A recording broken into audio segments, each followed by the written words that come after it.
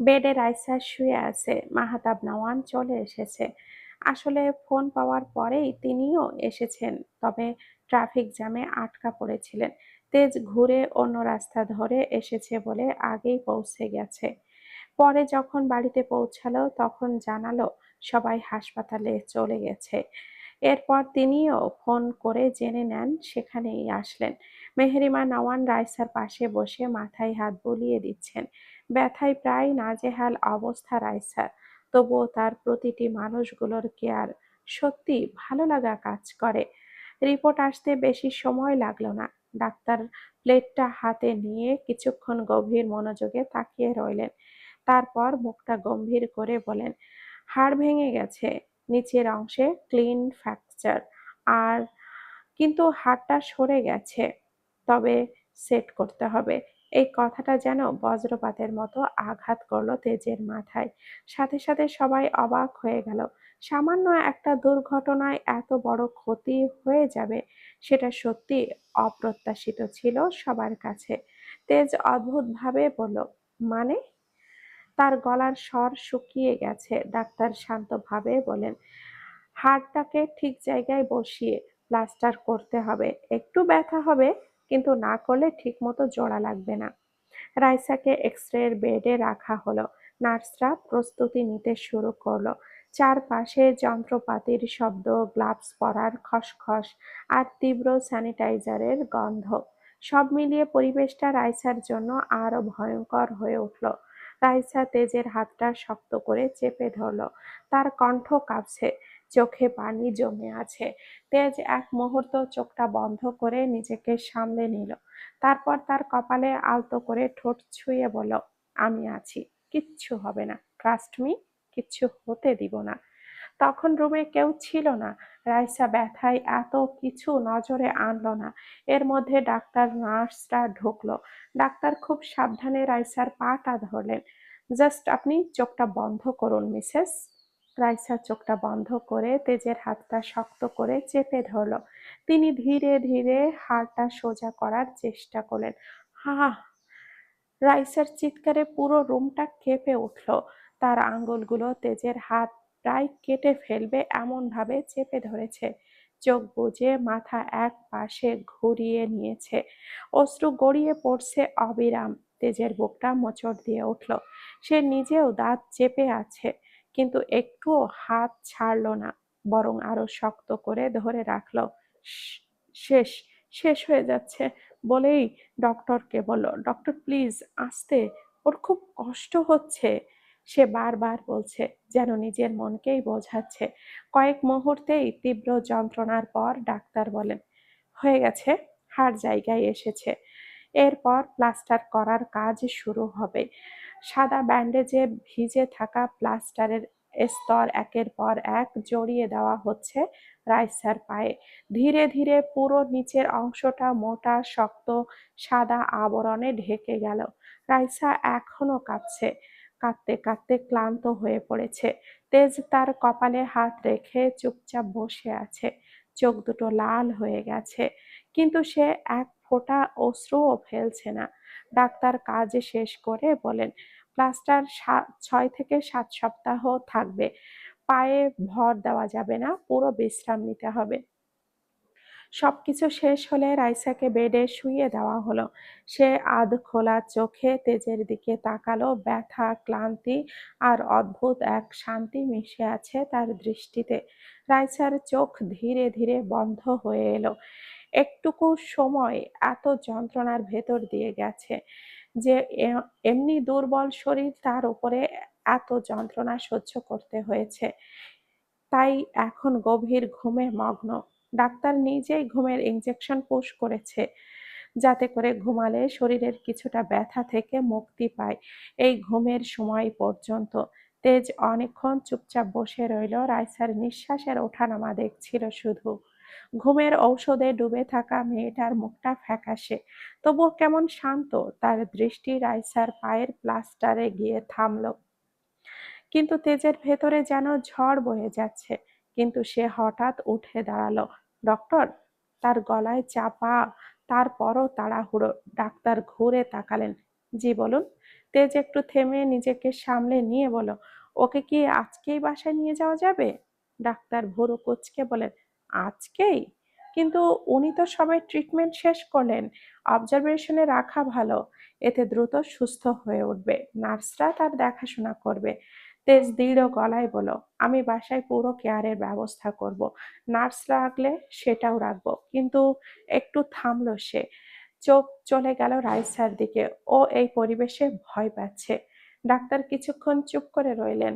তারপর বললেন, হুম, যদি বাসায় নিয়ে যান তাহলে কিছু শর্ত মানতে হবে। প্রথমত, পা একদমই নাড়ানো যাবে না। দ্বিতীয়ত, সবসময় উঁচুতে রাখতে হবে। ব্যথা বাড়লে বা ফুলে গেলে সাথে সাথে নিয়ে আসবেন। আর নিয়মিত মেডিসিন একটাও মিস করা যাবে না। তেজ মাথা নাড়ালো। ওকে, আমি এর দায়িত্ব নিব। কিন্তু এমন কিছু হবে না যার দ্বারা কোনরূপ ক্ষতি হয়। মেহেরিমা নওয়ান এগিয়ে এসে বলেন, ডাক্তার সাহেব, বাসায় নিলে কোনো ঝুঁকি হবে না তো? ডাক্তার শান্ত স্বরে বলেন, যদি ঠিকমতো কেয়ার করেন তাহলে সমস্যা হবে না। তবে খুব সাবধানে রাখতে হবে। কিছুক্ষণ পর নার্সরা কাগজপত্র নিয়ে এলো। ছাড়পত্রের ফর্মালিটি শেষ করতে করতে প্রায় আধা ঘন্টা কেটে গেল। তেজ নিজেই সবকিছু দ্রুত সাইন করলো। তারপর আবার রাইসার কাছে গিয়ে দাঁড়ালো।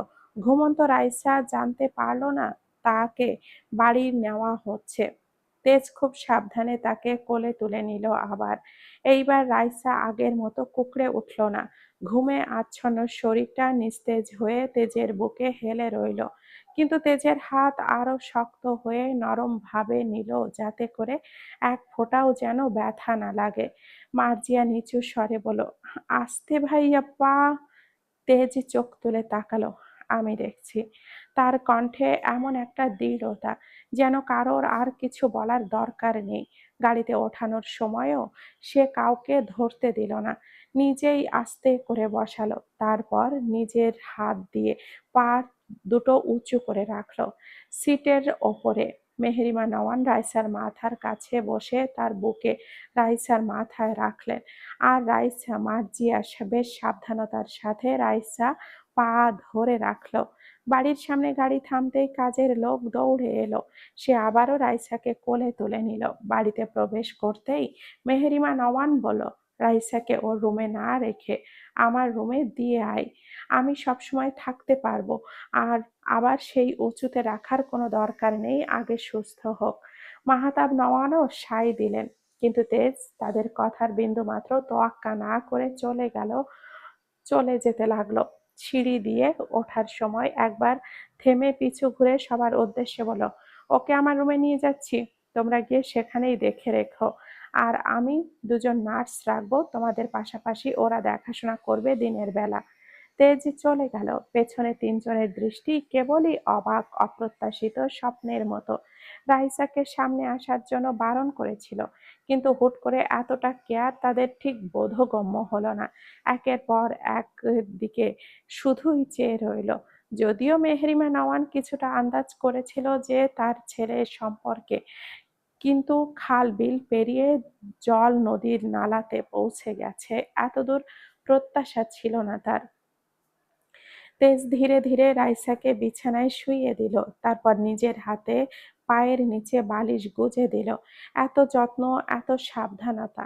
মেহেরিমা নওয়ান তাকিয়ে রইলেন। মার্জিয়া আর তিনি ওপরে এসেছেন পেছনে পেছনে, একা সামলাতে পারবে কিনা ভেবেই। তিনি মনে মনে শুধু একটা কথাই বলেন, এই ছেলেটা সত্যি আমার সেই ছেলে তো? তেজ রাইসাকে রেখে ওয়াশরুমে চলে গেল। এত তাড়াতাড়ি ধকল গেল বুঝে ওঠার সময়ও সে পেল না। রুমে সবাই থাকলেও ওদের দুজনের মাঝের সেই মুহূর্তটা একদমই আলাদা। তেজ বাইরের ড্রয়িং রুমে বসে আছে। উপস্থিত সবার চোখ জানার আগ্রহ। মনে মনে শুধু একটাই কথা ঘুরছে, কিভাবে এইসব হলো? এইসব কি করে হলো? আমার মতে সামান্য পড়ে গিয়ে কারোর পা ভেঙে যায় না। কি হয়েছিল আমি জানতে চাই। মাহতাব নওয়ানও তাই বলেন। হ্যাঁ, পড়ে গিয়ে পা ভাঙলো কি করে? মেয়েটা তো এত চঞ্চলও নয় যে দৌড়াদৌড়ি করে নামতে গিয়ে পড়ে গেছে। এইসব কি করে হলো মেহরিমা? সবার কথার উত্তর দিতে মার্জিয়া কাঁদতে কাঁদতে বলল, এইসব আমার জন্য হয়েছে, সব দোষ আমার। আমি সবকিছুর জন্য দায়ী। এরপর বলল সব ঘটনা। কি করে পড়ে গেল। তেজের গম্ভীর দৃষ্টি হঠাৎই লাল হয়ে উঠল, তার চোয়াল শক্ত হয়ে উঠল। মার্জিয়া কথাগুলো বলতে বলতে আরো ভেঙে পড়ল। আমি আমি জোর করেই ওকে বলেছিলাম ট্রাই করতে। আমার জন্যই, সব আমার জন্য। তার কথা শেষ হতেই পুরো ঘরটা নিস্তব্ধ হয়ে গেল। তেজ এতক্ষণ একদম চুপ করে শুনছিল, কিন্তু এবার তার চোখ ধীরে ধীরে উঠল মার্জিয়ার দিকে। চোখ দুটো লাল, ভয়ঙ্কর ভাবে স্থির। তারপর ঠান্ডা গলায় বলল, তোর সব জুতো এখনই নিয়ে আয়। মার্জিয়া থমকে গেল। কেন ভাইয়া? আমি যা বলেছি সেটা কর। এইবার তার গলায় এমন একটা দৃঢ়তা, এমন একটা চাপা রাগ, যেটা অমান্য করার সাহস কারো নেই। মার্জিয়ার কিছু না বলে কাঁদতে কাঁদতেই ওপরে চলে গেল। কিছুক্ষণ পর 2 হাত ভর্তি করে সব হাই হিল জুতো বক্স ভরে নিয়ে নিচে নামলো। বিভিন্ন রঙের, বিভিন্ন ডিজাইনের সবগুলো নিয়ে এসে তেজের সামনে রাখলো। ঘরে থাকা সবাই বুঝতে পারছে কিছু একটা হতে যাচ্ছে। তেজ একবারও কারোর দিকে তাকালো না। সে নিচু হয়ে একটা জুতো হাতে তুলে নিল। এখানে সব আছে নাকি ঘরে আরো আছে? আর নেই ভাইয়া। তেজ মায়ের দিকে তাকিয়ে বলল, এই বাড়িতে আর কারোর এরকম উঁচু জুতো আছে? মেহেরিমা নওয়ান বুঝতে পারলেন তাকে উদ্দেশ্য করে উক্ত কথাটা ছুড়ে দিয়েছে, তাই সে বলল, আমার এরকম উঁচু জুতো নেই। তেজ একটা জুতো তুলে নিয়ে হিলটা আঙ্গুল দিয়ে চেপে ধরলো। তারপর হঠাৎ করেই সেটাকে মেঝেতে ছুঁড়ে মারলো। সাথে সাথে সবাই কেঁপে উঠল। তারপর দাঁড়িয়ে গম্ভীর গলায় বলল, এই জিনিসটা আমার চোখের সামনে আর কখনো আসবে না। কেউ কিছু বলার আগেই সে কাজের লোককে ডাকলো, এই সব বাইরে নিয়ে যাও।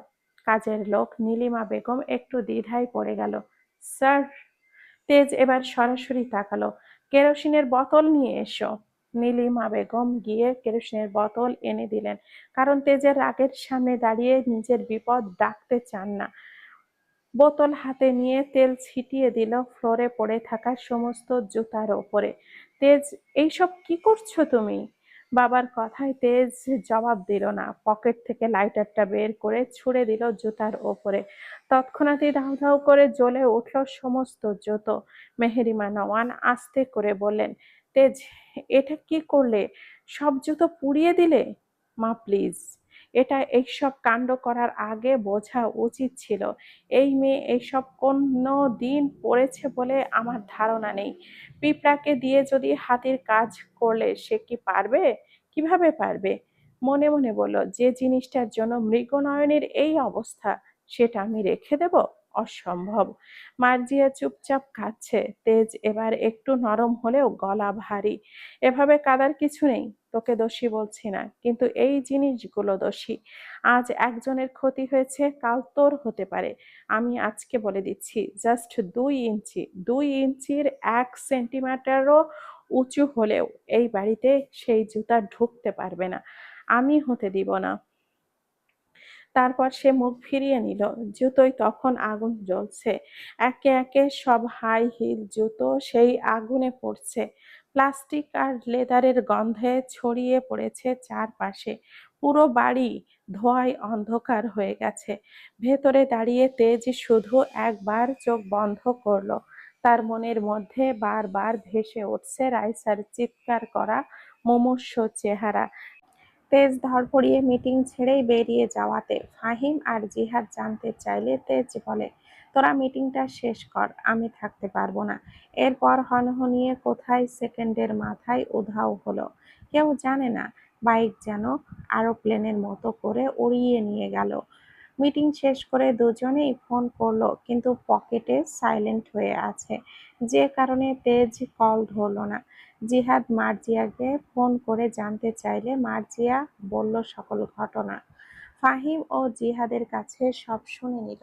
দুজনেই রাইসার জন্য মন খারাপ হলো। মেয়েটাকে প্রথম দিন দেখেছিল একেবারে সদ্য ফোটা লাল গোলাপের মতো। এমন মেয়ে যে গ্রাম থেকে তাদের বাড়িতে কাজ করতে এসেছে, বিশ্বাসই হচ্ছিল না। ফাহিম সাথে সাথে বলল, চল মেয়েটাকে দেখে আসি। পা ভেঙে কতটা কষ্ট হচ্ছে একবার ভাব। ভাবতেই তো বুকের ভেতরটা লাগে রে। এমন ফুলের গায়ে কাটা সত্যিই বেমানান। ফাহিম মুখ দুঃখ দুঃখ করে রেখেই চোখ দুটো সংকুচিত হয়ে এলো। কিছুটা সন্দেহ চোখে বলল, আমার কেন যেন মন বলছে তুই একটু বেশি ভাবছিস। বেশি ভাবিস না, এক দেখায় এমন ঝটকা খেয়ে তবদা লেগে আছিস এখনো। ভাই, তুই তো দেখি কার তার দিকেই তাকাই। প্লিজ চুপ করবি? আমি শুধু মানবতার খাতিরে কথাটা বলেছি। এভাবে বলার কি আছে? আর তেজ যেহেতু আমাদের বন্ধু, সেহেতু ওর পরিবারের মানুষ আমাদেরও আপন।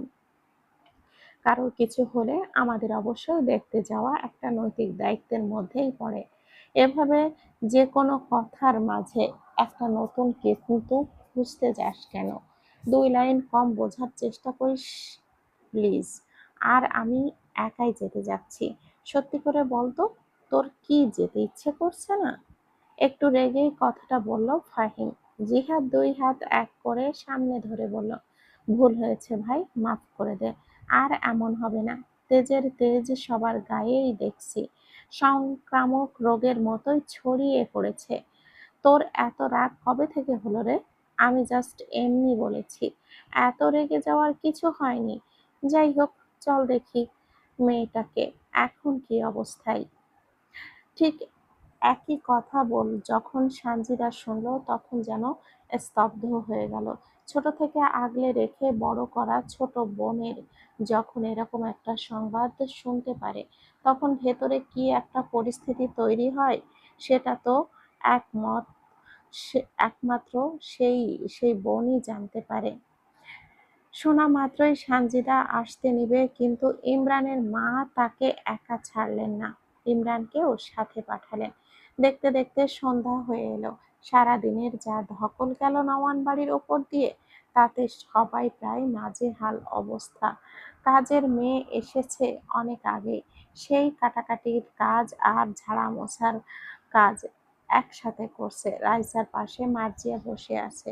রাইসার সেই ঘুমের রেশ কাটলো কিছুক্ষণ আগেই। ঘরের ভেতরটা ঠিক নিস্তব্ধ। শুধু মাঝে মাঝে রাইসার চাপা কষ্টের নিঃশ্বাস শোনা যাচ্ছে। পা ব্যথা হয়ে ফুলে উঠেছে, মুখটা ফ্যাকাশে, চোখটা বন্ধ করলেই আবারও ব্যথায় কুঁকড়ে যাচ্ছে। তবে আগের থেকে তুলনামূলক ব্যথাটা কম। মার্জিয়া এক দৃষ্টিতে তাকিয়ে আছে রাইসার দিকে। নিজের অজান্তেই বুকের ভেতরটা মোচড় দিয়ে উঠছে। এতটুকুন একটা মেয়ে, এমন কষ্ট।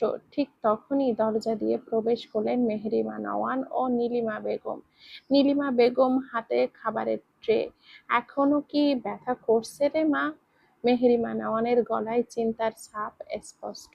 মার্জিয়া দীর্ঘশ্বাস ফেলল মায়ের কথায়। রাইসা মাথা ঝাঁকালো সামান্য। আগের থেকে কম। ঠিক আছে, তুমি আগে খাবারটা খেয়ে নাও, তারপর বাকি কথা হবে। বলেই খাবারের বাটি নীলুফার হাত থেকে নিয়ে রাইসার সামনে খাটে গিয়ে বসলেন।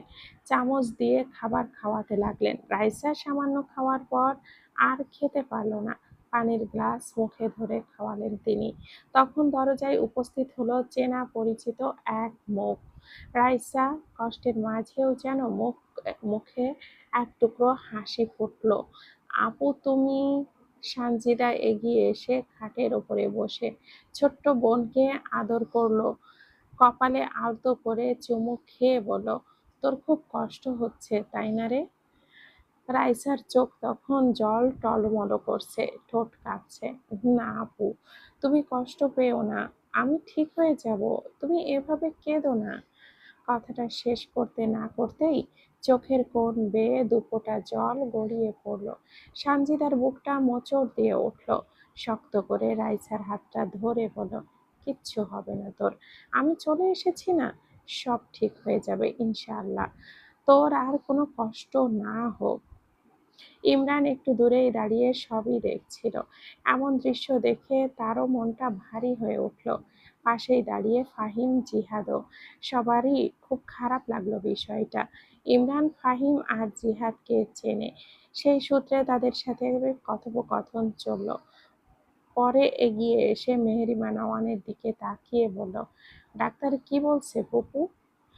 মেহরিমা নওয়ান দীর্ঘশ্বাস ফেলে বলেন, হাড় ভেঙে গেছে, মারাত্মক চোট পেয়েছে, 1 মাসের বেশি সময় বিশ্রামে থাকতে হবে, তাহলেই সম্পূর্ণভাবে হাঁটাচলা করতে পারবে। এই কথাটা শুনে সানজিদা একটু স্বস্তির নিঃশ্বাস ফেলল। রাইসা, ফাহিম, জিহাদ আর ইমরানকে দেখে অস্বস্তিতে পড়ল, কিন্তু নিজের ভেতরে ভেতরে শ্বাস ছাড়ল ধীর গতিতে। জিহাদ বলল, আমার যতদূর মনে হচ্ছে এই একদিনেই তো এমন রোগীকে ডিসচার্জ করবে না। আপনারা রাইসাকে বাড়িতে নিয়ে আসলেন কেন? হাসপাতালে থাকলে তাড়াতাড়ি সুস্থ হয়ে যেত। মেহরিমা নওয়ান গম্ভীর হতাশার নিঃশ্বাস ফেলে বলেন, আর বলো না বাবা, আমরা তো আনতে চাইনি, কিন্তু তেজ হাসপাতালে রাখতে নারাজ। জানোই তো, ওর বিরুদ্ধে কোনো কাজ করা যায় না। ওই ডিসচার্জ করিয়ে আনলো। সবাই অবাক হলো। ফাহিম বলল, সব জায়গায় এমন তেজ দেখিয়ে লাভ কি? হাসপাতালে থাকলে কত উপকার হতো। বাড়িতে থেকে কি তেমন ট্রিটমেন্ট পাবে? এমন না করলেও তো পারতো। মেয়েটার সাথে কি শত্রুতা ওর? সেই দিনও কেমন বিহেভ করলো। This is none of your business. কথাটা দরজা দিয়ে প্রবেশ করতে করতে তেজ নিয়েই পড়ল। ফাহিম চমকে উঠল। তেজ ছিল না বলেই সাহস করেই কথাগুলো বলেছিল, কিন্তু এখন তো জম সামনে দাঁড়িয়ে অসময়ে সঠিক কথা বলে ফেলেছে, তাই চুপ করে মুখে তালা লাগালো। কিন্তু ইমরান বলল, দেখ তেজ, তুই এভাবে বলতে পারিস না। তুই বাচ্চা নোস।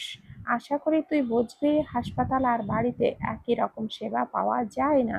সুতরাং তুই একটি বাড়াবাড়ি করেছিস, এটা বলে আমার মনে হচ্ছে। এই রুমে সবাই বস্তাবন্দি, আর আরো নিঃশ্বাস আটকে মেরে ফেলবে সবাই। আর তোমাদের কাছ থেকে আমি শিখবো কি করে ওকে তাড়াতাড়ি সুস্থ করা যায়। লিসেন, ওকে কেমন সেবা দেওয়া দরকার আশা করি আমার থেকে ভালো কেউ বুঝবে না। তাই কেউ অযথা কথা বলবি না। আমার ভালো লাগছে না। আর তোদের দেখা হলে জায়গাটা ফাঁকা কর।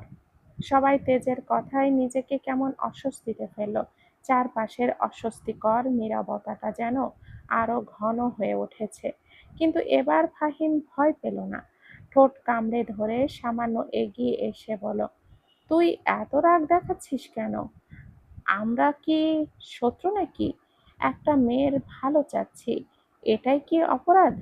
হাসপাতাল থেকে নিয়ে এসে এখানে রেখে দিয়েছিস, ঠিক আছে, তোর ইচ্ছা, কিন্তু অন্তত এভাবে কথা বলবি না যেন আমরা ওর কিছু না।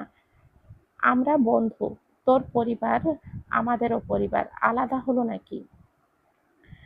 তেজের চোখ মুহূর্তেই জ্বলে উঠল, চোয়াল শক্ত হয়ে গেল। ধীরে ধীরে ফাহিমের দিকে এগিয়ে এলো সে। সবাই নিঃশ্বাস বন্ধ করে তাকিয়ে আছে। হঠাৎ করে তেজ গর্জে উঠল, আমার ওয়াইফ, ও আমার। আমি যা খুশি তাই করব। কিভাবে রাখবো, কোথায় রাখবো, কেমন ট্রিটমেন্ট দেব, সব আমার বিষয়। এতে তোদের পারমিশন নিব আমি? তোরা আমাকে শেখাবি? আমার জিনিস আমি সামলাতে জানি, সুতরাং নিজেদেরকে নিয়ে ভাব। আর একটা প্রশ্ন করতে আসবি তো ঘাড় থেকে মাথা আলাদা করব। এক মুহূর্তে পুরো ঘর নিস্তব্ধ হয়ে গেল। কেউ কোনো শব্দ করল না। ফাহিম স্তব্ধ হয়ে তাকিয়ে আছে। জিহাদের হাত আলগা হয়ে গেছে। ইমরানের চোখে স্পষ্ট অবাকের ছাপ। সানজিদা যেন পাথর পাথর হয়ে গেছে। ধীরে ধীরে মাথা ঘুরিয়ে রাইসার দিকে তাকালো। রাইসা ভয়ে কাঁপছে। তার জন্য তখন থেকে এদের মাঝে তর্ক হচ্ছে। রাইসা চোখ নামিয়ে ফেলেছে, ঠোঁট কাঁপছে, চোখ বেয়ে নীরব অশ্রু গড়িয়ে পড়ছে। এত ঝামেলা দেখে সে ভয় পায়। ঝগড়া দেখলেই তার মায়ের কথা মনে পড়ে। সানজিদা রাইসার হাতটা চেপে ধরে আছে আর সান্ত্বনা দিচ্ছে। মেহরিমা নওয়ানের চোখে আনন্দের এক টুকরো জল চিকচিক করছে, যেন বৃষ্টি শেষ হওয়ার পরে আকাশে রামধনু দেখা গেছে। এত কিছু তার কোনো প্রভাবই ফেলল না। অনিচ্ছায় বিয়ে দেওয়ার পরে যেরকম আচরণ করেছে, সেখানে সবার সামনে নিজের স্ত্রী বলে পরিচয় দিল, অজান্তেই নিজের অধিকারের কথা বলল। তার কত অধিকার আছে রাইসার ওপর। জিহাদ এবার বলল, অবিশ্বাস নিয়েই, ও তোর বউ? তেজ কারোর দিকে না তাকিয়েই শুধু বলল, হ্যাঁ। আর কোনো প্রশ্ন? ফাহিম বলল, কিন্তু এটা কিভাবে সম্ভব? তুই কার রুমে আছিস এটা একবার দেখেছিস তো? আমার রুমে অন্য কাউকে কেন আনতে যাব? তার কণ্ঠে এমন একটা দৃঢ়তা যা কাউকে আর কথা বলার সাহস যেন দিচ্ছে না। সবাইকে নিয়ে বাইরে গেল মেহেরিমা নওয়াজ। তেজ রাইসাকে এমন ঘাবড়ে যেতে দেখে বলল, রিল্যাক্স, এভাবে ঘাবড়াচ্ছ কেন? সামান্য বিষয়। রাইসা তারপরেও হাত পা কেঁপে যাচ্ছে। তেজ পাশে বসে রাইসার দু গালে হাত রেখে আওড়ালো, কি সমস্যা? বলেছি তো, ভয় পাওয়ার কিচ্ছু হয়নি। আমার দিকে তাকাও। রাইসা আস্তে আস্তে মাথা তুলে তেজের দিকে তাকালো। ব্যথা কি এখনো আগের মতো বেশি করছে নাকি কমে গেছে? রাইসা কাঁপা কাঁপা গলায় বলল, একটু কমেছে। এরপর তেজ রাইসাকে ঔষধ খাওয়ালো। মূলত কিছু কিছু ঔষধ কাছে ছিল না, প্রায় অনেকটা পথ গিয়ে আনতে হয়েছে। এখন চুপ করে ঘুমাবে, আমি বাইরে থেকে আসছি। রাইসা চোখটা বন্ধ করে নিল। তেজ নিচে নেমে দেখে সবাই ড্রয়িং রুমের সোফায় বসে আছে। সেও বসে পড়ল। ফাহিম স্তব্ধতা নিয়ে খুলে বলল, তোর বিয়ে হয়ে গেছে, আমরা তো জানলাম না। পরিস্থিতি সেরকম ছিল না। পরিস্থিতি কেমন ছিল সেরকম জানার দরকার নেই। আর কিন্তু পরে তো বলতে পারতি। তুই আসলে আমাদের বন্ধুই মনে করিস না, আমরা তোর কাছেরই কেউ না। বলে জিহাদ উঠতে নিলেও ফাহিম টেনে বসালো। সবাই চুপ থাকতেই মেহেরিমা নওয়ান সানজিদার দিকে ঘুরে তাকালেন। সানজিদা, আজকে আমি তোমাকে কিছু প্রশ্ন করব, সঠিক সঠিক বলবে। সানজিদা এক ঝটকায় কেমন সংকুচিত হলো, ভয়ে ভয়ে বলল, বলুন না আন্টি, এভাবে বলছেন কেন? আমি রাইসার সম্বন্ধে জানতে চাই, সত্যি সত্যি বলবে। মাহতাব নওয়ানও বাড়িতে প্রবেশ করে এমন কথা শুনে বলল, রাইসার সম্বন্ধে জানতে চাও মানে? কি জানার আছে? মার্জিয়াও একই কথাই বলল। বাকি সবার মুখে যেন তালা লেগেছে, আর চোখের প্রশ্নের গভীর রেখা। সেটা তো আমি সানজিদার মুখ থেকেই শুনতে চাই, তুমিই বলো। সানজিদা আমতা আমতা করে বলল, কি বিষয়ে জানতে চাচ্ছেন আন্টি? আমি কিছুটা আন্দাজ করেছি, আশা করি তুমি বুঝতে পারছো আমি কি বলার চেষ্টা করছি। রাইসার বাবা তাশফিক শিকদার, তার জন্মদাত্রী মা রোহিণী শিকদার। সময়টা তখন যখন রাইসার মা প্রেগনেন্ট। তিনি একজন শিক্ষিকা ছিলেন। স্কুলে তার অবশ্যই আরও শিক্ষক ছিলেন, তার মধ্যে একজন তার বন্ধু। সব কিছু তখন ভালোই চলছিল। ডেলিভারির সময় হলো, কিন্তু দুর্ভাগ্যের বিষয় যে তিনি বেঁচে রইলেন না। সন্তানের মুখ দেখার মতো সৌভাগ্যও হয়নি। তার শরীর প্রচুর দুর্বল থাকায় রাইসা হবার পরপরই অক্সিজেন মাস্ক লাগানো হয়। কিন্তু রাইসার যে দাদি, সে কখনো রাইসার মাকে সহ্য করতে পারত না। কেননা রাইসার বাবা ভালোবেসে রাইসার মাকে বিয়ে করেছিলেন। বৃদ্ধা পূর্ব থেকেই তার বোনের মেয়ের সাথে ছেলের বিয়ে দিতে চেয়েছিলেন, কিন্তু সেই কথা অমান্য করায় রাইসার বাবার আড়ালে রাইসার মায়ের সাথে অনেক অন্যায় অত্যাচার করত।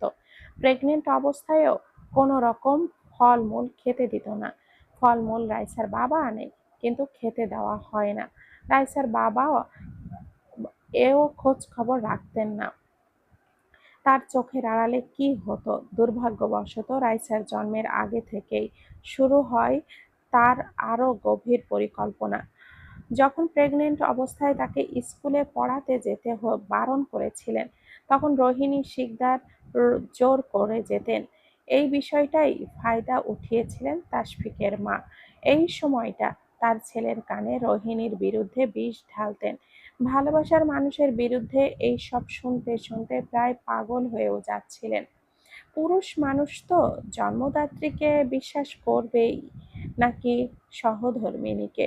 এভাবে চলতে থাকতে থাকতে একসময় তার মনেও সন্দেহ জাগে। একদিন স্কুলে নিতে গিয়ে দেখে রোহিণী শিকদার আর তার বন্ধু একসাথে হেঁটে আসছে। তারপর থেকেই তিনি মায়ের কথার গুরুত্ব দিলেন। রোহিণীর সাথে দূরত্ব বাড়তে থাকে। হাসপাতালের কেবিনে যখন তাদের ফুটফুটে চাঁদের আলোর মতো ঝলমলে সমুদ্রের জলের মতো স্বচ্ছ এক কন্যা সন্তানের জন্ম হয়, তখন নাতি না হওয়ায় বেজার এবং ছেলের মন আরো বিষিয়ে দিলেন।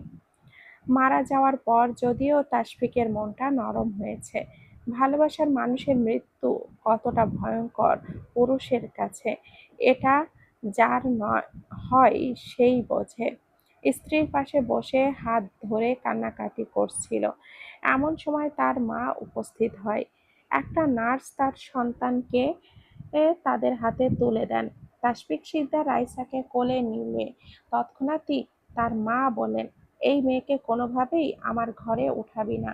আমি তোর অনেক কথা শুনেছি, তোর জন্য এতদিন চুপ ছিলাম।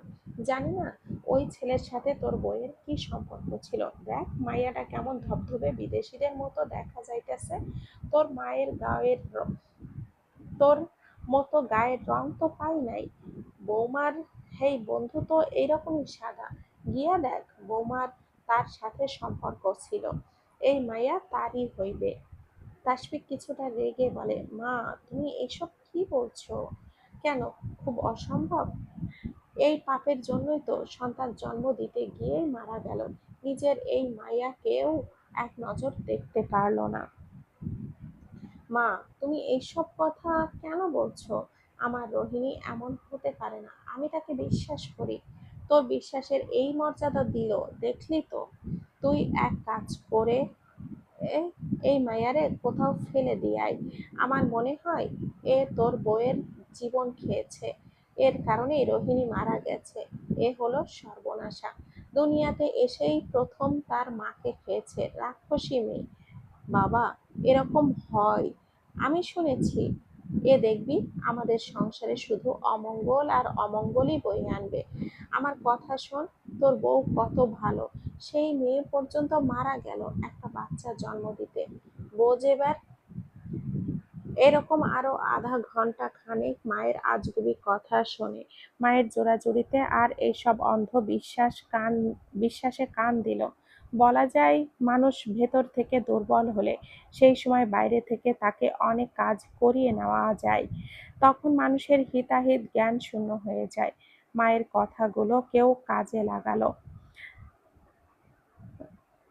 তিনি রাগে ক্ষোভে দুঃখে সেই বাচ্চাটাকে হাসপাতালের একটা ঝুড়িতে ফেলে দিলেন।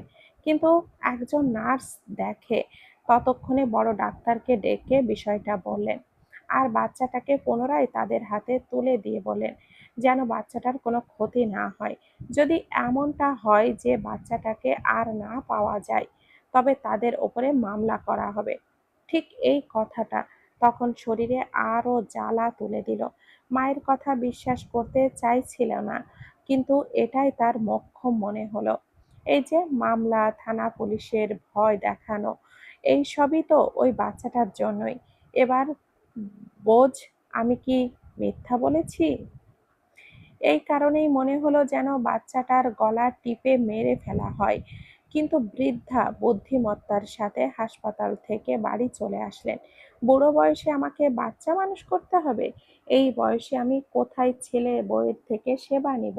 সেটা না হয়ে আমাকেই এক নরপিশাচ বাচ্চা দিয়ে গেল। সারাদিন শুধু ম্যাঁ ম্যাঁ করে আমার জীবনটা অতিষ্ঠ করে ফেলল। তুই হয় একটা বিয়ে করবি, নয়তো আমি বাড়ি ছেড়ে ছুড়ে চলে যাব। মা, আমি বিয়ে করতে চাই না। আর কেই বা আমাকে বিয়ে করবে? কথাটা বেশ হতাশায় ভুগেই বললেন। কিন্তু তার মা ভেতরে ভেতরে খুশিতে লাফাচ্ছিলেন। কেননা তাশফিক বিয়ে করার পরে তার বোনের মেয়ে নাবিলারও বিয়ে দেন তার মা। মেয়েটাকে আর বোনের আশায় কতই বা রাখবেন। কিন্তু ১ মাস হয়েছে নাবিলা এক মেয়েসহ বাড়িতে এসে আছে। পরে ২ বোন যুক্তি করে নাবিলার ডিভোর্স করায় আর তাশফিকের সাথে বিয়ে দেয় নাবিলার মেয়ে সানজিদা। বৃদ্ধা ছেলেকে অনেক বুঝিয়ে বিয়ে দেন। এভাবেই ২ খালা ভাতিজি থেকে বউ শাশুড়ি হয়ে যায়। দুজন মিলেই রাইসা একটু বড় হয়ে যাওয়ার পরেই অত্যাচার চালায়। সবে বাচ্চা ছিল। ৫ বছর বয়স থেকেই থালা বাটি পরিষ্কার করতে হতো এক মুঠো ভাতের জন্য। তাদের অনেক ছাগল ছিল, সেখানে কেনা বিনা পয়সার রাইসা হয়েছিল রাখাল। আর একটু বড় হতেই রান্নার কাজেও নিযুক্ত হয়। একবার রান্না করতে গিয়ে তো ভাতের মাড় ফেলে ভাত ফেলে দেওয়ার কারণে চুলা থেকে জ্বলন্ত লাকড়ি তার পিঠে ছ্যাঁকা দেয়। কতটা কান্না করেছিল! কিন্তু আমার মা এতটাই জঘন্য ছিল যে একটুও পর্যন্ত দয়া করেনি। মেয়ের মতো আরেক মেয়েকে দেখলেই এগিয়ে আদর করতে ইচ্ছে করে। তাহলে সে কেন এমন করছে? আমি অনেক কষ্টে রাইসাকে স্কুলে ভর্তি করানোর জন্য আবেদন করি। বলতে গেলে এক প্রকার জেদ ধরেছিলাম। তাই মা বাধ্য হয়েই ভর্তি করালো। যেহেতু গ্রামের সরকারি স্কুলে কোনো ফিস দেওয়া হয় না, বরং ৩ মাস পর পর উপবৃত্তি পাওয়া যায়। মা মূলত সেই টাকার জন্যই রাইসাকে ভর্তি করালো। একবার হলো কি, মা বলেছিল জমিতে আলু লাগানো আছে, সেগুলোতে লাইন কেটে পানি দিতে। অবশ্য গ্রামের মেয়েরাও এইসব কাজ করত, কিন্তু রাইসার ছোট ছিল, যার কারণে লাইন দেখে দেওয়ার পরেও ভুল করে অন্য লাইন কেটে দেয়, যার কারণে পানি পুরো জমিতেই চলে যায়। এইসব দেখে রেগে সেখানেই মারতে লাগলেন। রাইসা কাদা মাটির সাথে লেপ্টে ছিল, তবুও মায়ের কোনো বিবেকবোধ কাজ করেনি। বরং হাতে থাকা কোদালের পেছন দিয়ে জোরে একটা বাড়ি দিল, সাথে পুরো বিলে শুধু রাইসার হাহাকারের চিৎকারের প্রতিধ্বনি হতে লাগলো। আঘাত এতটাই ছিল যে পা একেবারে ভেঙে গিয়েছিল। দুর্ভাগ্য যে আবারও সেই একই পা ভেঙে গেল। হেলাফেলা করেই আমি কান্নাকাটি করে যা একটু চিকিৎসা দেওয়াতে পেরেছিলাম, এভাবেই সুস্থ হলো। তবে অনেক দিন লাগলো। একদিন বাবার পাঞ্জাবির সেলাই খুলে যাওয়ায় সেটা সেলাই দিতে বলল। অবুঝ রাইসা জানতো না সেলাই কিভাবে করতে হয়, তবুও তিনি ২-৩ বার দেখিয়ে দিয়ে চলে গেলেন। কিন্তু সেলাই রাইসাকে করতে হবে কথাটা ছিল এমন। বেশ কয়েকবার সেলাই করে আবারও সুতো খুলতে হয়েছে, ঠিকভাবে না হওয়ার কারণে। এভাবেই বারবার সেলাই খুলতে খুলতে পাঞ্জাবিটা একটু ছিদ্র হয়ে গেল।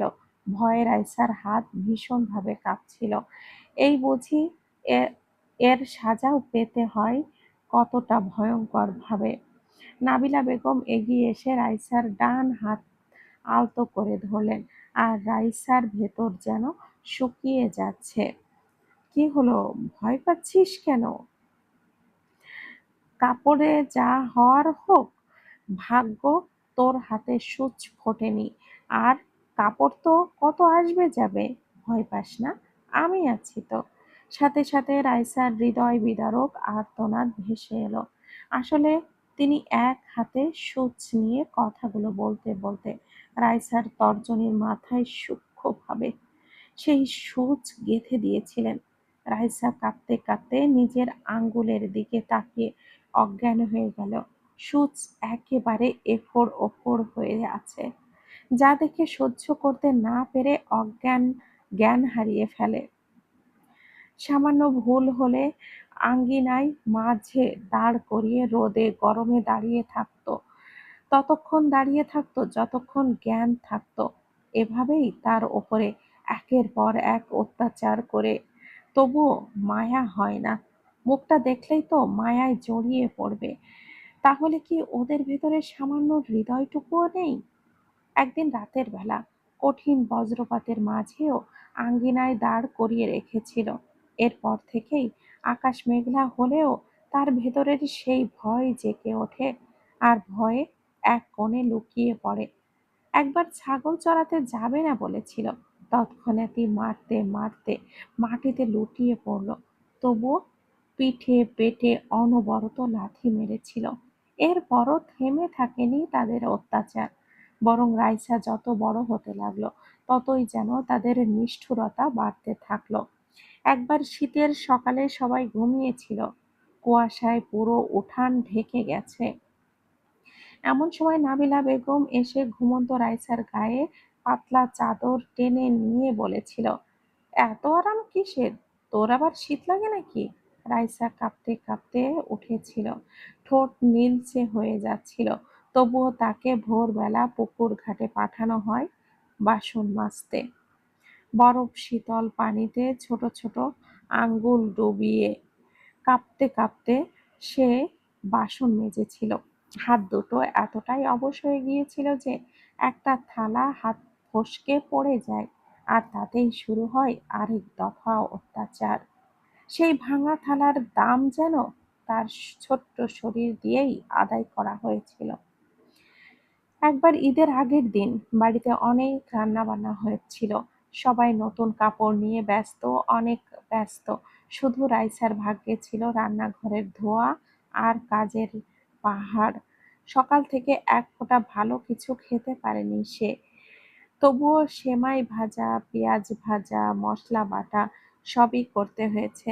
রান্নাঘরের এক কোণায় বসে যখন সে ক্ষুধায় পেট চেপে চুপচাপ ছিল, তখন গরম সেমাইয়ের হাঁড়ির দিকে তা একবার তাকিয়েছিল মাত্র। সেই তাকানোই তার অপরাধ হয়ে দাঁড়ায়। নাবিলা বেগম চোখ রাঙিয়ে বলেছিলেন, লোভী চোখে তাকাস কেন? তোর জন্য এইসব রান্না হয়নি। নবাবের মেয়ের চোখ কি? নজর সামলা, নয়তো গরম শিক তোর চোখের ভেতরে ঢুকিয়ে নজর তুলে নেব চিরদিনের জন্য। এরপর ইচ্ছে করেই তার সামনে সানজিদার হাতে ভালো ভালো খাবার তুলে দেওয়া হয়, আর রাইসাকে দেওয়া হয় আগের দিনের বাসি ভাত, তাও এমনভাবে ছুঁড়ে যেন সে মানুষ না, ঘরের কোনো পশু।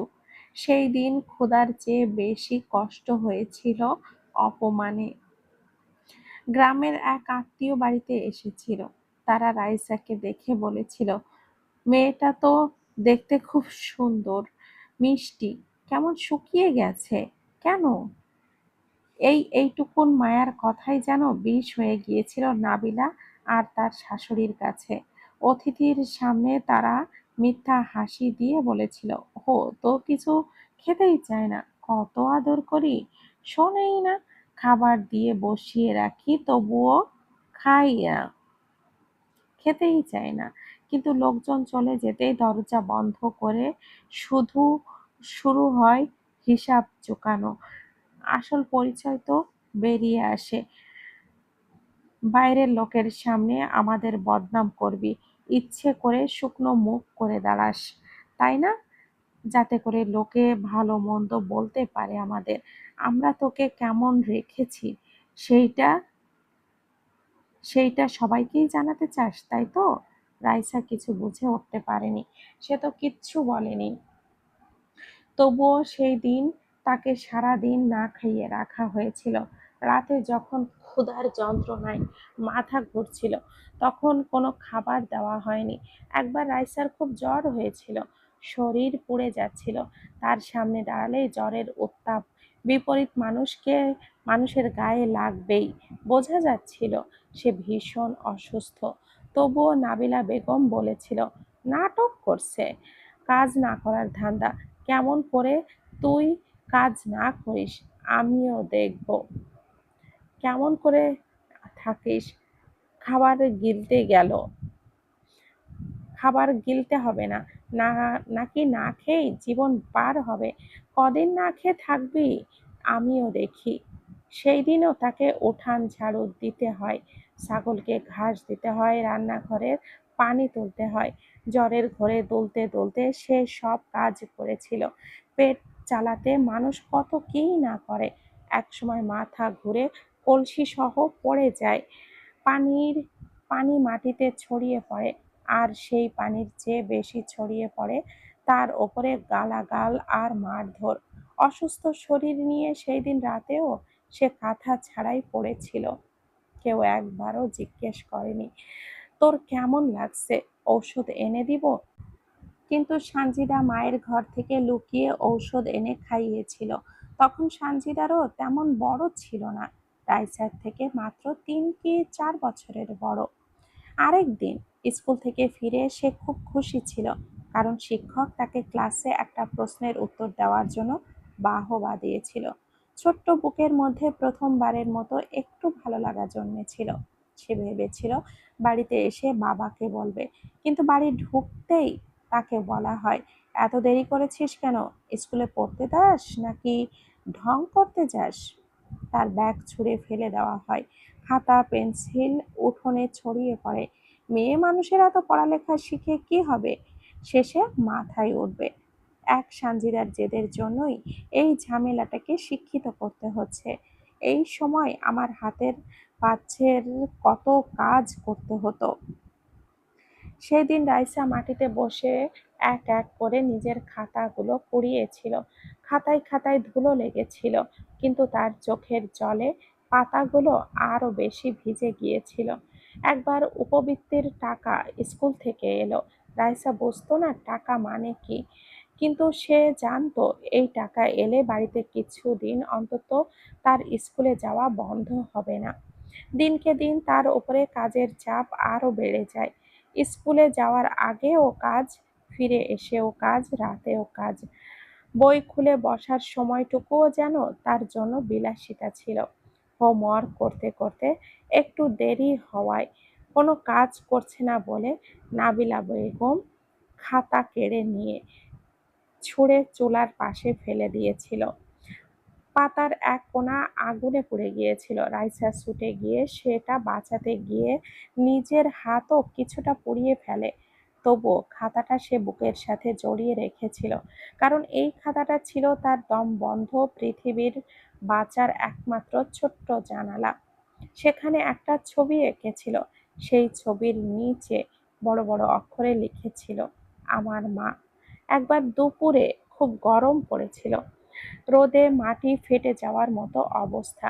সেই সময় তাকে উঠোনের মাঝখানে দাঁড় করিয়ে রাখা হয় শুধু এই কারণে যে সানজিদার চুলের ফিতা খুঁজে পাওয়া যাচ্ছে না। এই কারণে সানজিদার চুলের ফিতা। আর রাইসা কাঁদতে কাঁদতে বলেছিল, আমি নেইনি, আমি নেইনি। কিন্তু তার কথা কেউ শোনেনি। মাথার উপরে আগুনের মতো রোদ, পায়ের নিচে তপ্ত মাটি, ধীরে ধীরে তার চোখ ঝাপসা হয়ে আসছিল। তবুও কেউ তাকে ছায়ায় যেতে দেয়নি। শেষমেশ যখন সে ঢলে পড়ে, তখনই দয়া নয়, বরং বিরক্তি নিয়েই বলা হয়েছিল, মরার অভিনয় করছে। গভীর রাতে তার খুব পিপাসা পেয়েছিল। সারাদিন কাজের পর ক্লান্ত শরীরটা কাঁপছিল। চুপচাপ রান্নাঘরে গিয়ে পানি খেতে গিয়েছিল সে, কিন্তু শব্দ পেয়ে নাবিলা বেগম জেগে ওঠে। চুরি করে খাবার খেতে এসেছিস? আমাদের ঘরে চোর তৈরি হচ্ছে? তোর মাও নিশ্চিত তো চোর ছিল। পানির হাত গ্লাস হাতে কাঁপতে থাকা রাইসা কিছু বলতে পারেনি। তার মায়ের সম্পর্কে এইসব শুনে চোখ দিয়ে পানি পড়তে লাগলো। তার অপরাধ ছিল রাতে একা একা পানি খেতে যাওয়া। সেই দিন তাকে পানি না খাইয়েই ফিরিয়ে দেওয়া হয়। তৃষ্ণায় শুকিয়ে যাওয়া গলাটা নিয়ে সে সারা রাত কেঁদেছিল, কিন্তু আওয়াজ বের করতে পারেনি। একবার গ্রামের মেলায় যাওয়ার কথা উঠেছিল। সানজিদা, নাবিলা, বাড়ির সবাই প্রস্তুতি নিচ্ছিল, আর রাইসা দূর থেকে শুধু দেখছিল। তারও খুব ইচ্ছে করছিল একবার মেলায় যেতে, রঙিন চুড়ি দেখতে, নাগরদোলা দেখতে। খুব সাহস করে সে একবার বলেছিল, আমি আমিও যাব মা। কথাটা বলতেই সবাই এমনভাবে তাকিয়েছিল যেন সে খুব বড় কোনো অপরাধ করে ফেলেছে। তুই যাবি? কাজ করবে কে? তোর আবার মেলায় দেখার শখ নাকি? মেলায় যেয়ে কোনো কাজ নেই, মহারানী ঘরের কাজ কর। সেদিন তাকে বাড়িতে একা রেখে সবাই চলে গিয়েছিল। দূর থেকে ভেসে আসা মাইকের শব্দ, ওদের যাওয়ার দিকে তাকিয়ে রাইসা নিঃশব্দে কেঁদেছিল।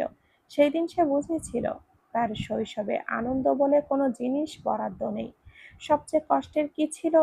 এইসব অত্যাচারের পরেও যখন সে একটু আদর পাওয়ার আশায় বাবার দিকে তাকাতো, তখন সেই মানুষটাও চোখ ফিরিয়ে নিতেন। রাইসা হয়তো ভাবতো, বাবা একবার যদি তার মাথায় হাত রাখত। কিন্তু সেই স্পর্শটুকুও তার কপালে জোটেনি। বরং দিনের পর দিন, বছরের পর বছর সে শুধু এটাই শিখেছে, এই বাড়িতে তার কান্নার কোনো মূল্য নেই, তার ব্যথার কোনো ভাষা নেই। তার অস্তিত্ব যেন শুধুই অন্যদের রাগ ঝাড়ার একটা নীরব দেওয়াল। তবুও মেয়েটা বেঁচে ছিল। প্রতিটা দিন, প্রতিটা অপমান, প্রতিটা আঘাত বুকের ভেতরে পাথরের মতো চেপে নিয়ে বেঁচে ছিল। হয়তো এই আশায় একদিন কেউ তার চোখের দিকে তাকিয়ে সত্যিটা বুঝবে। একদিন কেউ তাকে বলবে, তুমি কোনো সর্বনাশা রাক্ষসী মানুষ খেকো নও। তুই রক্ত মাংস দিয়ে গড়া একটা নরম হৃদয়ের মানুষ। মেলা থেকে এসে রাতের বেলায় সানজিদা লুকিয়ে রাইসাকে নিয়ে গিয়ে তার লুকিয়ে কেনা আরেক জোড়া কাচের চুড়ি রাইসার হাতে পরিয়ে দেয়। রাইসা খুশিতে সানজিদাকে জড়িয়ে ধরে। আপু, চুড়িগুলো আমার জন্য এনেছো? তুই আমাকে আপু বলিস, তাহলে বোনের জন্য কোনো কিছু না নিয়ে আমি একা কি করে পড়তাম? এমনকি মেলা থেকে আনা সকল খাবার, জিলাপি, মিষ্টি সব লুকিয়ে ফ্রিজ থেকে এনে রাইসাকে নিজের হাতে খাইয়ে দিয়েছে, সাথে নিজেও খেয়েছে। কারণ রাইসাকে ছাড়া সে নিজে নিজেও খায় না। লুকিয়ে লুকিয়ে অনেক যত্নও নেয় সে। বাড়িতে কেন তাকে বেশি গুরুত্ব আরও রাইসাকে দূরত্ব বাড়িয়ে দেওয়া হয় নিজেও বুঝতে পারে না। যখন বুদ্ধি হলো তখন যেন সবকিছু জলের মতো পরিষ্কার হয়ে গেল। স্কুলে স্কুলে যেত রাইসা আর সানজিদা, কিন্তু তার আপন বাবা সানজিদার কাঁধ থেকে ব্যাগ নিজের হাতে নিতেন, কিন্তু রাইসার ব্যাগ নিতেন না। সবার দিকেই প্রায় চেয়ে থাকতো, আর কিন্তু তার কপালে এমন সৌভাগ্য ছিল না। রাইসা অনেক সময় সানজিদাকে বলে, আচ্ছা আপু, আমার মা বেঁচে থাকলে আমার সাথে এরকমটা হতো না, তাই না? অথবা আমার যদি বড় একটা ভাই থাকতো, আমাকে অনেক ভালোবাসতো তোমার মতো করে। আমার না অনেক শখ ভাইয়ের হাত ধরে ধরে ঘুরবো।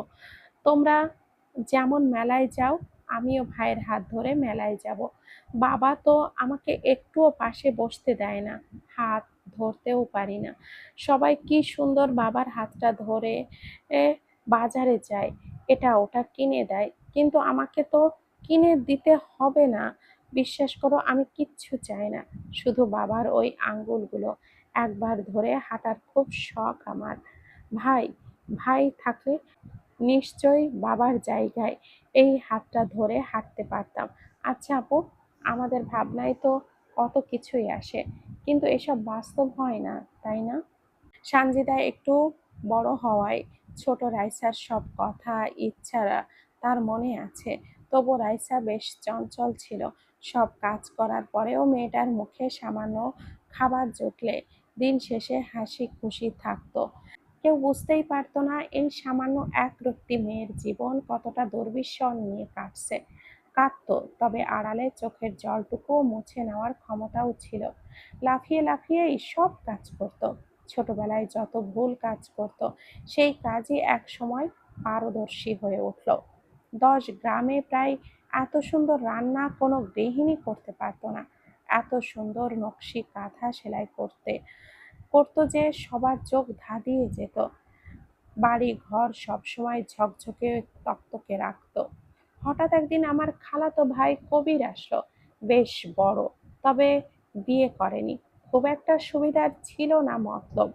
বাইরে থেকে তাকে দেখলে সাধারণই মনে হতো। কথা বলতো মিষ্টি করে, বড়দের সামনে ভদ্র সাজার অভিনয়ও ভালো জানতো। কিন্তু ভেতরে ভেতরে লোকটার দৃষ্টি, তার হাসি, তার আচরণ সবকিছুতেই একটা অদ্ভুত নোংরামি ছিল। তখন হয়তো আমি সেটা পুরোপুরি বুঝতাম না, কিন্তু রাইসা বুঝতো, অন্তত অনুভব করত। এই মানুষটার চোখ তার শরীরের ওপর ঠিক স্বাভাবিকভাবে পড়ে না। প্রথম প্রথম কবির যখন বাড়িতে আসতো, রাইসা শুধু অস্বস্তি বোধ করত। সে লক্ষ্য করত রান্নাঘরে কাজ করার সময় কবির অকারণেই দরজার পাশে দাঁড়িয়ে থাকে, পানির কলস তুলতে গেলে পেছন থেকে তাকিয়ে থাকে, উঠানে ঝাড়ু দিতে গেলে পাশ কাটিয়ে যাওয়ার সময় এমনভাবে গা ঘেঁষে যায় যেন সেটা ভুল করেই হয়েছে। রাইসা তখন ছোট, সরল, এইসবের ভাষা জানতো না, কিন্তু বুকের ভেতরে একটা কাঁপুনি টের পেত। মেয়েদের কিছু কিছু ভয় থাকে, যেগুলোর নাম তারা ছোটবেলায় জানে না, শুধু অনুভব করে। রাইসারও ঠিক তেমনটাই লাগতো, কিন্তু সে কাউকে কিচ্ছু বলতে পারতো না, কারণ এই বাড়িতে তার কষ্টের কোনো দাম ছিল না। সে যদি বলতো, হয়তো উল্টো তাকেই দোষী বানিয়ে দেওয়া হতো। তাই কবির এলে সে ইচ্ছে করেই সামনে না পড়ার চেষ্টা করত। আর যদি কোথাও একা যেতে হতো, তার বুকের মধ্যে ধকধকানি বেড়ে যেত। রাইসা সারাদিন কাজ করে বিশ্রাম নিতে রুমে গেলেই দরজাটা আচমকাই বন্ধ হয়ে গেল। শব্দটা হঠাৎ এত জোরে হলো যে রাইসার পুরো শরীর নিয়ে কেঁপে উঠল। চমকে পেছনে ঘুরে দেখে কবির, আর তারপরেই তার বুকের ভেতরটা যেন হিম হয়ে গেল। দরজার সামনে দাঁড়িয়ে আছে কবির, তার ঠোঁটের কোণে এক ধরনের বিকৃত হাসি। চোখ দুটো অদ্ভুত চকচক করছে, যে দৃষ্টিতে কোনো স্নেহ নেই, কোনো স্বাভাবিকতা নেই, আছে শুধু নোংরা ক্ষুধা। রাইসার গলা শুকিয়ে গেল। রাইসা সঙ্গে সঙ্গে বলল, ভাইয়া, আপনি এখানে কেন? দরজা বন্ধ করলেন কেন? দরজা খুলুন। দরজা বন্ধ করলেন কেন? দরজা খুলুন, প্লিজ খুলুন। তার কণ্ঠ কাঁপছিল, কথাগুলো যেন ঠিকমতো বেরোচ্ছিল না। কবির ধীরে ধীরে দরজার সাথে হেলান দিল, যেন সে এই মুহূর্তটার জন্য অনেক দিন ধরে অপেক্ষা করেছিল। তার ঠোঁটটা বাঁকা হয়ে উঠল। এত ভয় পাচ্ছিস কেন রে? আমি কি তোকে খেয়ে ফেলবো নাকি? সরল রাইসা ভয় পেতে লাগলো। ভাইয়া, আপনি এসব কি বলছেন? আমাকে যেতে দিন দয়া করে। রাইসা ভয়ে পিছিয়ে গেল। তার পিঠ গিয়ে ঠেকলো দেওয়ালে। শ্বাস দ্রুত হয়ে যাচ্ছে, হাত দুটো কাঁপছে। ভাইয়া, আপনি বাইরে যান, আমি চিৎকার করব। কবির হেসে উঠল। সেই হাসিটা এতটাই কুৎসিত ছিল যে রাইসার বুকের মধ্যে বমি বমি বমি ভাব উঠল। চিৎকার করবি? সে ধীরে ধীরে সামনে এগোতে এগোতে বলল, কর, যত জোরে পারিস কর। এই বাড়িতে তোর চিৎকার শুনে কে আসবে বলতো? তোর জন্য কারোর এত দয়া আছে? কথাগুলো যেন ছুরি হয়ে গিয়ে বিঁধল, কারণ এটাই যে সত্যি ছিল। এই বাড়িতে তার কান্না, তার চিৎকার, তার ব্যথা কিছুই কাউকে টলাতে পারে না। রাইসার চোখে জল চলে এলো, তবুও সে নিজেকে সামলে বলল, দয়া করে আমাকে যেতে দিন, আমি আপনার পায়ে পড়ি, আমাকে ছেড়ে দিন। সে দরজার দিকে এগোতে চাইতেই কবির হঠাৎই ঝটকা দিয়ে তার হাতটা চেপে ধরল। রাইসা ব্যথায় কেঁপে উঠল। রাইসা কাঁদতে কাঁদতে বলল, ছাড়ুন ভাইয়া, ছাড়ুন, আমার লাগছে, দয়া করে। কিন্তু কবির যেন আরো বেশি বিকৃত আনন্দ পাচ্ছিল। সে রাইসার হাত আরো শক্ত করে চেপে ধরে, তাকে নিজের দিকে টেনে নিয়ে আসে। এক হাতে কোমর জড়িয়ে ধরল, মুখের কাছে মুখ নিয়ে বলল, কেন? তোর যা রূপ! তোরে ঘরে রেখে নষ্ট করেছে এরা। তোকে মিউজিয়ামে রাখা উচিত ছিল। আমার মি- আমার মিউজিয়ামে রাখতে চাই তোকে। থাকবি? তোকে আমি অনেক দিন ধরেই দেখছি। বিশ্বাস কর, তোর যা পাঞ্চা শরীর আমাকে একেবারে চুম্বকের মতো টানে। তোর টানে কতবার এসেছি এই বাড়িতে, কিন্তু সুযোগ পাইনি, আজকে পেয়েছি। কেউ বাড়িতে নেই, পাশের গ্রামে যাত্রাপালা দেখতে গেছে সবাই। এরকম মোক্ষম সুযোগ আমার জন্য অপেক্ষা করবে জানতাম না। বিশ্বাস কর মায়েরি, তোর যা শরীর, আমি ছুঁয়ে দেওয়ার অপেক্ষাও করতে পারছি না। আজকে তোকে আমি ছাড়বো না। রাইসার মাথার ভেতরে যেন বাজ পড়ল। ভয়, ঘৃণা, আতঙ্ক সব মিলে তার বুকটা ফেটে যাচ্ছিল। সে কাঁদতে কাঁদতে বলল, না না ভাইয়া, প্লিজ, আল্লাহর দোহাই লাগে, আমাকে ছেড়ে দিন। আমি কিছু বলবো না, আমি কাউকে কিচ্ছু বলবো না, শুধু আমাকে ছেড়ে দিন। কিন্তু এই ধরনের মানুষ করুণা বোঝে না। তারা ভয় পেয়ে কাঁদতে থাকা মানুষকে দেখে আরো হিংস্র হয়ে ওঠে। কবির এবার তার অন্য হাতটাও ধরতে গেল। রাইসা ঝটকা দিয়ে সরে যেতে চাইল, কিন্তু ছোট্ট ঘর, পেছনে দেওয়াল, পালানোর কোনো রাস্তা নেই। তার বুকের ভেতর তখন শুধু একটা শব্দই বাজছে, এখন তার কি হবে? রাইসা আতঙ্কে কাঁপতে লাগলো। তার মুখ দিয়ে শব্দ বেরোচ্ছিল না। সে মরিয়া হয়ে হাত ছাড়ানোর চেষ্টা করছিল। কবির তার দিকে ঝুঁকে এলো। হঠাৎ রাইসা সব শক্তি একসাথে জড়ো করে চিৎকার করে উঠল, আপু! কবির ঝাঁপিয়ে আরো শক্ত করে তার মুখটা চেপে ধরতে গেল। রাইসা মরিয়া হয়ে মাথা নাড়াতে লাগলো, হাত পা ছুঁড়ে মারতে লাগলো, আঁচড়াতে লাগলো। তার ছোট্ট শরীরটা ভয়ে, অপমানে, আতঙ্কে থরথর করে কাঁপছিল। সে আর কিছু বুঝছিল না, শুধু কবিরের হাত থেকে পালানোর চেষ্টা করলো। পাশের গ্রামে যাত্রাপালা হবে বলে বাড়ির সবাই বেশ সাজুগুজু করে একে একে বেরিয়ে গেছে সবাই। দরজায় প্রচন্ড জোরে ধাক্কার শব্দ হলো। রাইসা, রাইসা দরজা খোল, কবির ভাই দরজা খোলেন। সানজিদার গলা। রাইসার চোখ হঠাৎই বিস্ফোরিত হয়ে উঠল আশায়। সে যেন ডুবে যাওয়া মানুষ হঠাৎই বাতাস পেয়ে গেছে। সানজিদাও যাওয়ার কথা ছিল, কিন্তু শেষ মুহূর্তে তার শরীরটা একটু খারাপ লাগছিল বলে সে যেতে চাইছিল না। তবুও নাবিলা জোর করে নিয়ে যেতে চাইলে পরে আবারও মাঝপথ থেকে কি একটা অজুহাতে সে ফিরে আসে বাড়িতে। রাইসা তখন এতটা ছোট নেই। কিশোরী মেয়েটা একা রেখে যেতে মন চায়নি। একা একা থাকবে। গ্রামের প্রায় অর্ধেক মানুষই এই সবে যায়। সেখানে রাইসা একা একা কি করে থাকবে? আপু, আপু, সে কাঁদতে কাঁদতে চিৎকার করে উঠল। কবির মুহূর্তেই থমকে গেল। তার মুখের বিকৃত হাসিটা মিলিয়ে গিয়ে আহ, এলো অস্থিরতায়। সে দাঁতে দাঁত চেপে বলল, চুপ, একটা শব্দও করবি না। কিন্তু ততক্ষণে সানজিদা দরজায় এমন ভাবে ধাক্কা দিচ্ছিল যেন দরজা ভেঙেই ফেলবে। আগের যুগের কাঠের দরজা ছিল, জায়গায় জায়গায় ঘুণে ধরে অবস্থা খুবই খারাপ। দরজা খুলতে আর লাগাতে গেলে ইঁদুরের মতো আওয়াজ করে, তাই দরজা ভাঙতে বেশ বেগ পোহাতে হবে না। দরজা খোলেন, দরজা খোলেন বলছি। রাইসা সুযোগ বুঝে নিজেকে ছাড়ানোর চেষ্টা করলো। কবির তাকে আবারও চেপে ধরতে গেল, কিন্তু এবার রাইসা যেন মরিয়া হয়ে উঠেছে। সে পুরো শক্তি দিয়ে কবিরের হাতে একটা কামড় বসিয়ে দিল। আহ শালি!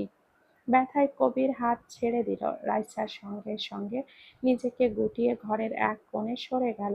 দু হাত বুকে জড়িয়ে কাঁপতে কাঁপতে বসে পড়ল। চোখ দুটো ভয়ে ফাঁকা হয়ে গেছে। শ্বাস নিতে কষ্ট হচ্ছে। এদিকে দরজায় সানজিদার ধাক্কা থামছেই না। শেষমেশ কবির বাধ্য হয়ে দরজা খুলে দিল। দরজা খুলতেই সানজিদা প্রায় ঝড়ের মতো ভেতরে ঢুকে পড়ল। তার চোখে মুখে আতঙ্ক, রাগ, উদ্বেগ সব একসাথে। ঘরে ঢুকে সে প্রথমে কবিরের দিকে তাকালো, তারপর কোণে সিটিয়ে থাকা রাইসার দিকে। আর সেই দৃশ্য দেখে সে যেন জমে গেল। রাইসা কোণে গুটিসুটি মেরে বসে আছে। তার ওড়না এলোমেলো, চুল ছড়িয়ে গেছে, মুখ ভেজা কান্নায়, ঠোঁট কাঁপছে, চোখ দুটো এতটাই আতঙ্কে ভরা যেন সে কোনো দুঃস্বপ্নের ভেতর থেকে উঠে এসেছে। রাইসা! সানজিদা এসে সানজিদা ছুটে গিয়ে তাকে জড়িয়ে ধরল। রাইসা সঙ্গে সঙ্গে তার গায়ে ঝাঁপিয়ে পড়ল, যেন এটাই তার একমাত্র নিরাপদ আশ্রয়। সে কাঁদতে কাঁদতে শুধু বলছিল, আপু, আপু, আপু, উনি আমাকে খুব বাজেভাবে স্পর্শ করেছে আপু, আপু, উনি আমার সাথে অসভ্যতা করেছে আপু। বাকি কিন্তু বাকিটা আর বলতে পারছিল না। কথাগুলো গলায় গিয়ে আটকে যাচ্ছিল। সানজিদা সব বুঝে গিয়েছিল। পুরোটা না দেখলেও যেটুকু দেখেছে সেটুকুই যথেষ্ট ছিল। সে রাগে, অপমানে, ঘৃণায় থরথর করে কাঁপতে কাঁপতে কবিরের দিকে তাকালো। তার গলায় কাঁপন ছিল, কিন্তু চোখে আগুন। কবির গা বাঁচানোর সুরে বলল, আরে তুই যা ভাবছিস তেমন কিছু না। চুপ! সানজিদা এত জোরে চেঁচিয়ে উঠল যে কবির থমকে গেল। একটা কথাও বলবেন না। আপনি এখান থেকে বের হয়ে যান। আপনাকে ভাইয়া ডাকতেও আমার ঘৃণা লাগছে। বেঁচে থাকতে যদি এই বাড়ির মুখ্য হন, আমি আপনাকে হাতের এই আসবটি দিয়ে কেটে টুকরো টুকরো করব। বাড়ির সবাই আসুক আর আমি ওনাকে এখনই এক কোপে ঘাড় থেকে মাথা আলাদা করি। তার আগেই বেরিয়ে যান। কবির বুঝে গিয়েছিল পরিস্থিতি হাতের বাইরে চলে গেছে। সে একবার রাইসার দিকে, একবার সানজিদার দিকে তাকিয়ে দাঁত চেপে সরে গেল। চলে যাওয়ার সময় তার চোখে একটা হিংস্রতা ছিল, যেন ধরা পড়ে যাওয়ার রাগ। দরজা বন্ধ হতেই সে রাইসা হাউমাউ করে কেঁদে উঠল।